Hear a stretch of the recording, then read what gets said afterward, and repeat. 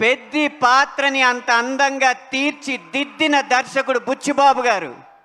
ఆయన మీకు చప్పట్లు కొట్టడానికి ఈ వేదిక మీదకి వచ్చాడు. ఒక సందర్భంలో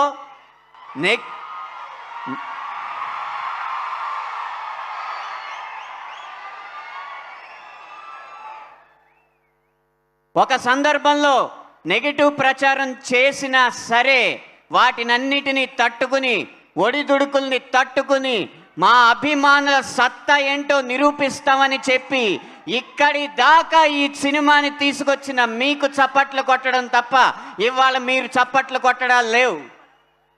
అలా ఈ పెద్ద సినిమాలో ఇంత విజయవంతమైన చిత్రంలో 3 పాటలు రాసినందుకు చాలా సంతోషంగా ఉంది.